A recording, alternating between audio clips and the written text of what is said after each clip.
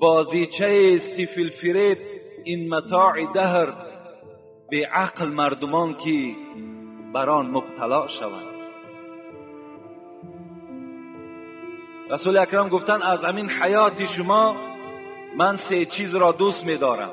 بین این هم یکی از بلند بودن حقوق زن هاست که پیغمبر می گوید که اولین چیزی که من از دنیا دوست می دارم و احترامش می کنم النساء، این زن هاست. زنها را دوست می دارم، زنها را احترام می کنم، زنها را نوازش می کنم. در زمانه های پیش از پیغمبر زن دوست نمی داشت، مرد زن را دوست نمی داشت، زیرا وی به حیث شخصیت شناخته نمی شد، وی در حکم حیوان بود. و دوم چیزی که از دنیا من دوست می دارم، گفت پیغمبر، و طیب، این خوشبویی است. دوست می دارم که بدن امت من بوی خوش کند، بوی عطر کند. اینم پیغمبر گفتن دوست می دارم. و سوم چیزی که من دوست می دارم، پیغمبر گفتن این نماز است. دوست می دارم که دائم با نماز باشم، هر مهماتی که پیش من آید جای نماز را پرتایم و از خدای خود آن مهمات را حل نمایم.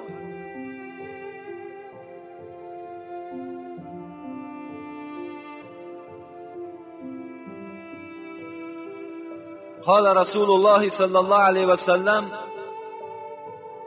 حقهن علیکم ان تحسنوا الیهن فی کسوتهن و طعامهن ولا تضرب الوجه ولا تقبح ولا تهجر الا فی البیت.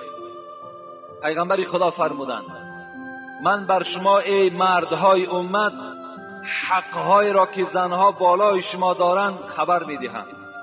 زنها بالای شما 5 حق دارند، یعنی هر یک مرد وظیفه دار است که این 5 حق را اجرا کند.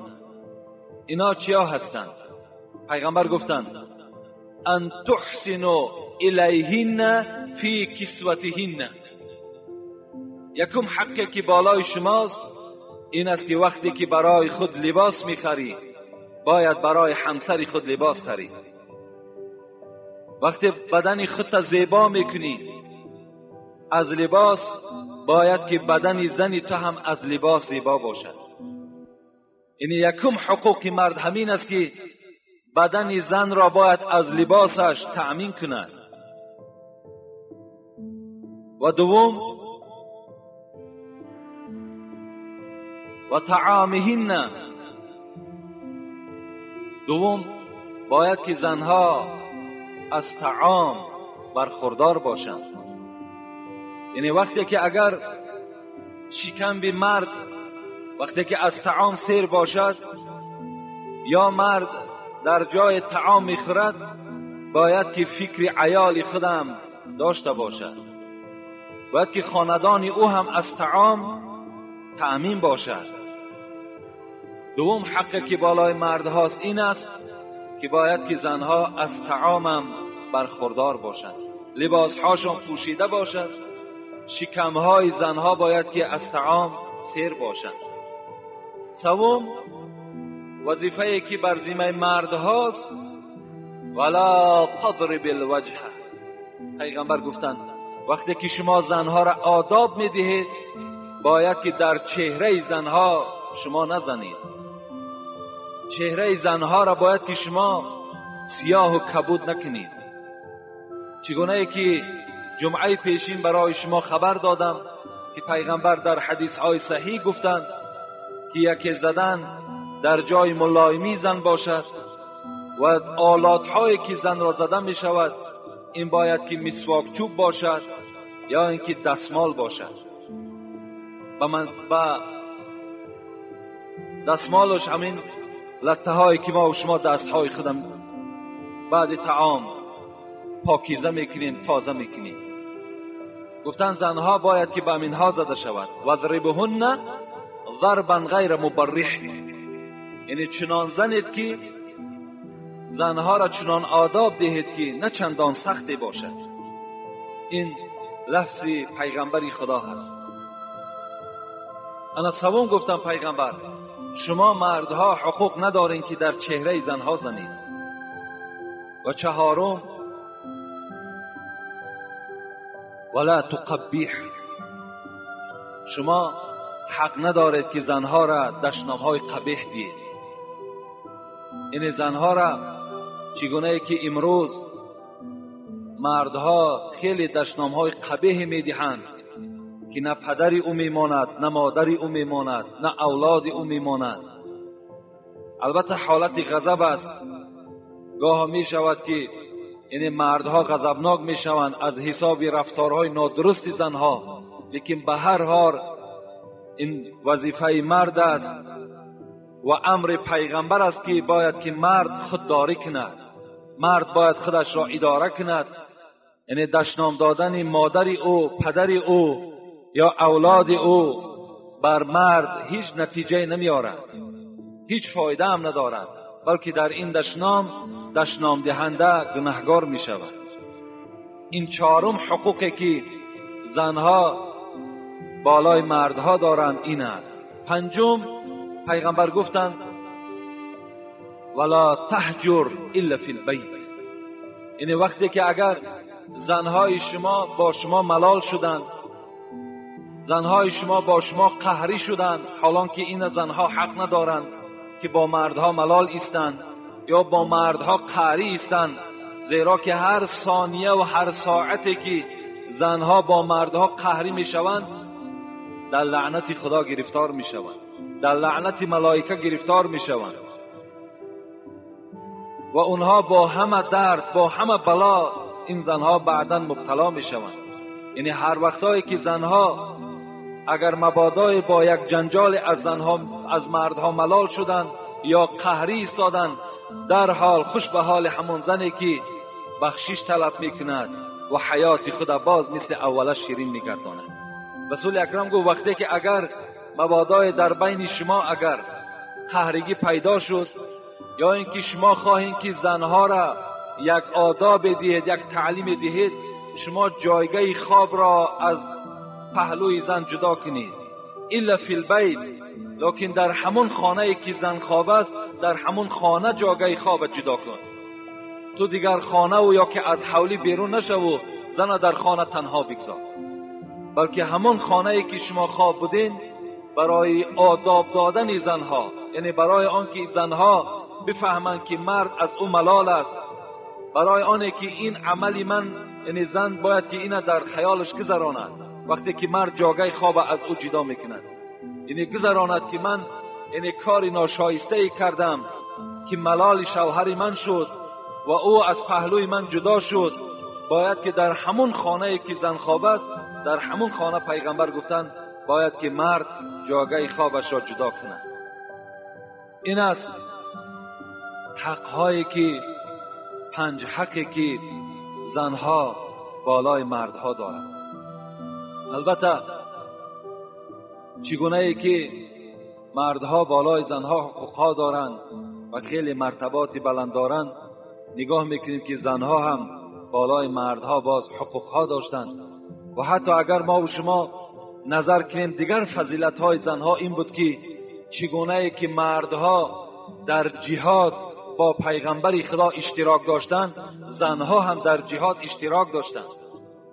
یعنی چگونه مردها در دست شمشیر می گرفتند برای دفاع اسلام، برای دفاع قرآن، برای پیغمبر خدا را محافظت کردن، زنها هم در دست شمشیر داشتند و در پهلوی پیغمبر خدا با این یهودی ها می جنگیدند.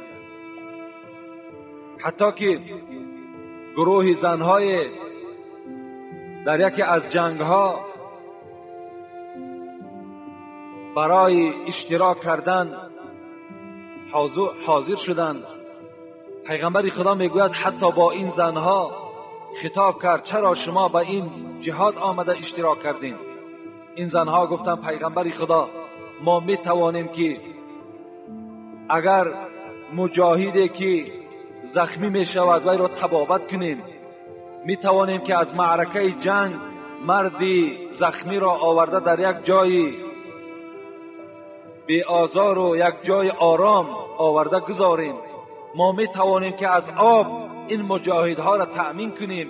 ما می توانیم برای مجاهدها خوراک بپزیم. پیغمبر خدا برای ما رخصت ده. پیغمبر به این زنها رخصت دادند.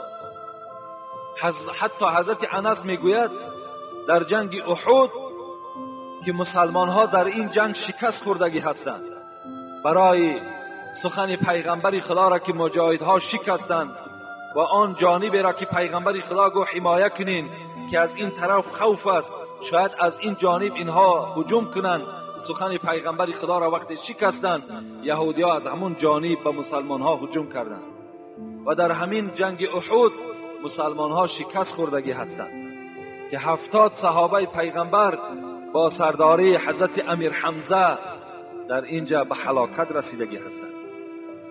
حضرت انس میگوید من با چشم خود دیدم که در همین جنگ احد حضرت عایشه دختر ابوبکر صدیق زن پیغمبر خدا با همراهی ام سلیم در میان خود مشکهای آب میبستند و آورده در دست مجاهدها میدادند و آنها به حلق خود میریختند. یعنی این گونه یاردمها زنهای مسلمان در دوره‌های پیغمبر خدا میکردند. رسول اکرم میگوید که من در جنگ احد وقتی به طرف راست نگاه میکردم یا به طرف چپ نگاه میکردم، ام عماره را میدیدم که در دست خود شمشیر داشت. این زن بود. ام سعد میگوید من در شانه همین ام عماره یک زخم چقوری را دیدم و از او پرسیدم این زخم از کجا پیدا شد؟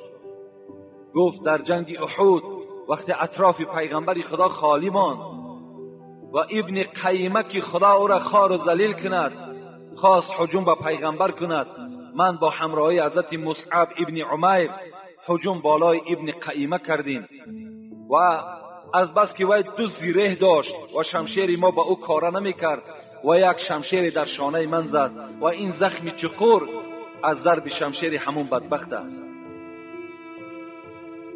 و رسول اکرم پیوسته ام عماره را تعریف میکردند. بار میگوید در دوره های خلافت حضرت عمر یک چادر کلانه که خیلی قیمت کلان داشت و یا روی مال کلان بود، وقتی آوردن و به حضرت عمر گفتن این را برای کیلون خود ببر، یعنی به زن حضرت عبدالله، حضرت عمر گفتن من یک زنی را میدانم که پیغمبر خدا دائم و تعریف میکرد، توصیف میکرد، این ام عماره هست، این رویمال گو حقی او هست. یعنی برده به همین ام عماره رویمال را تسلیم کردن. یعنی از روی این حکایه ها هم معلوم شد که زنها هم در دوره های پیغمبر خدا در جهادها اشتراک میکردن. این هم فضیلتی زنهای دوره پیغمبر و این بلند مرتبگی زنهای حاضره ما و شما مسلمان ها را نشان میدهد. حتی رسول اکرم میگوید اللهم انی احرج حق ضعیفین الیتیم والمرأه. خدای مهربان من گناهگار میشمارم، گفت من گناهگار میشمارم شخصانی را که حق دو ضعیف را پایمال میکنند، یکی حق یتیم را، دوم حق زنها را. کسی اگر حق زنها را یا حق یتیم ها را اگر پایمال کند، پیغمبر خدا گفتند اللهم انی احرج، من گناهگار میشمارم او را.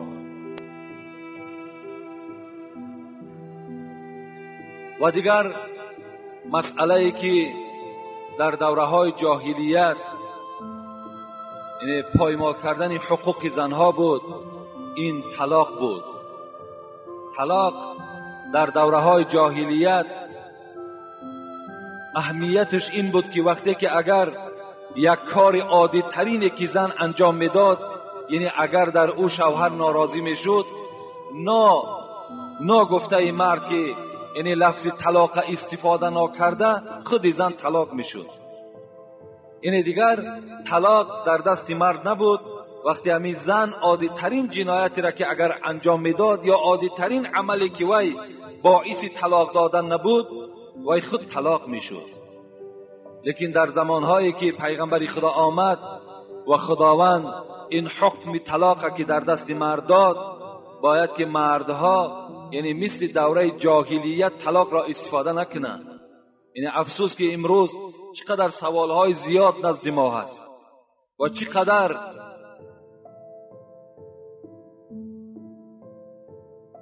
مراجعت‌های زیاد از طرف جوانها هست که همه اونها زنهای خود طلاق دادند و امروز میخواهند که باز فتوا یابند، باز میخواهند راه یابند که با این زنها زندگی کنند. البته طلاق حلال است. چگونه پیغمبر میگوید ابغض الحلال الی الله الطلاق. طلاق حلال است، لیکن بدترین حلال ها در نزد خدا به شمار می رود. از همه شما جوانای عزیز و از همه پدرهایی که در خانه صاحب کلین هستند مراجعت میکنم و خبر میدهم که باید که به طلاق دادن هیچگاه راه ندهند. تا حد امکان، تا تمام مصلحت و تمام شرایط ها را استفاده برده، بعداً باز همون به دستور یگان داملا و یگان عالم مرحمت بعداً طلاق کنند. و الا خیلی آدم باید که در مسئله طلاق باید با صبر باشد، شتاب نداشته باشد. زیرا بینه در حدیث های صحیح پیغمبر میگذرد که